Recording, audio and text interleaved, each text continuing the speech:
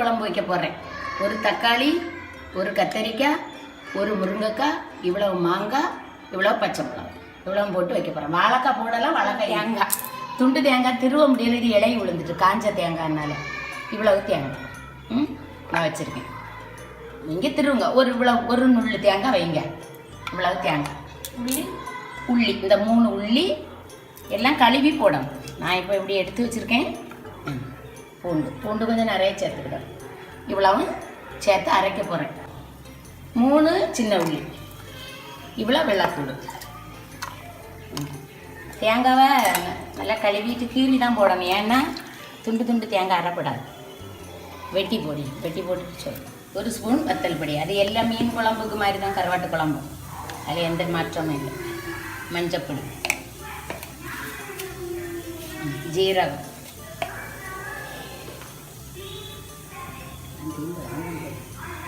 மல்லிப்பொடி போதும். நல்ல மிளகு அதுவும் கொஞ்சம் சேர்த்துக்கிடலாம், கொஞ்சம் மணமாக இருக்கும். நான் 2 பொடியும் உங்களுக்கு வேணுன்னா நீங்கள் போட்டுடுங்க, உங்களுக்கு பிடிக்காட்டு போடலாம். இது என்னெல்லாம் வச்சுருக்கீங்கன்னு சொல்லுங்கள். ஓமம், கடுகு, வெந்தயம் 3 வறுத்து வச்சுருக்கேன். மசாலையில் நான் இப்படி போட்டு அரைப்பேன். டீன்னு சொல்லுவோம் நாங்கள், முட்டி கருவாடு. சிலவங்க சொல்லுவாங்க பன்னான்னு. இது முட்டி. இது குழம்பு நல்லா டேஸ்ட்டாக இருக்கும். அந்த கரையிலே இதெல்லாம் கரைஞ்சி போயிடும். நான் சுட்டு குழம்பு வைப்பேன். இப்போ பிறகு காட்டுறேன். இந்த கருவாடை சுட்டு கருவாடு கறி வச்சா நல்ல மணமாக இருக்கும். 2 நாள் வச்சு 2 பிளேட்டு சோறுத்தினால சூப்பராக இருக்கும். எங்களுக்கு கருவாடுன்னா எனக்கு அவ்வளோ பிடிக்கும். சுட்டு வைக்கணும் எப்போனாலும். இது கரைஞ்சி போயிடும். இந்த கருவாடு குழம்புலே இருக்காது, அது ருசியாக இருக்கும். இப்படி வச்சு இந்த கேஸில் விறவடுப்புன்னா நீங்கள் விறவடுப்பில் வச்சு சுடலாம். இருக்கும் கேஸ்லேயே வச்சு சுடலாம். சுட்டுட்டு குழம்புல போடணும். கரைஞ்சிரும். காயெல்லாம் நல்லா வெந்த பிறகு போடணும். அமைப்பை கழுவணும். கழுவி அந்த செல்லெல்லாம் புரண்டி எடுக்கணும் அழகாட்டு.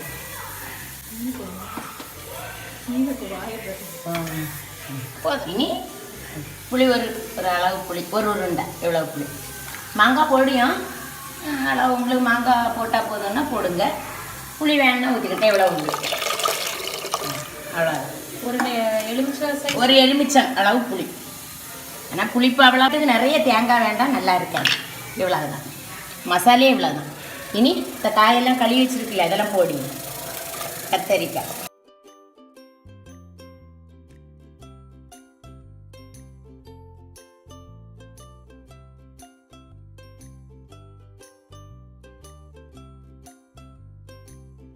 பார்த்து போடணும் எப்போனாலும். சில ஊரில் கருவாட்டில் உப்பு இருக்காது, நம்ம ஊரில் உப்பு இருக்கும், நிறைய உப்பு இருக்கும். வச்ச பிறகு கருவாடு போடுவோம், இல்லாட்டி கரைஞ்சி போயிடும். இதெல்லாம் எப்படி கை சட்டா வந்துடும். குழம்புல கிடந்தாலும் ஒன்றும் செய்யாது, நல்ல டேஸ்டாக தான் இருக்கும். வால் வேண்டாம். இவ்வளோதான் கருவாடு.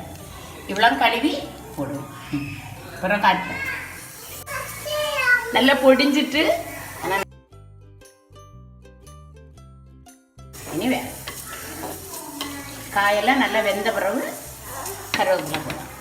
இதெல்லாம் தாளிச்செல்லாம் ஊற்றாமலே ருசியாக இருக்கும். கருவேப்பிலை மட்டும் போடும். வறுத்து அந்த மண்ணை எடுத்துகிட்டு போடுங்க.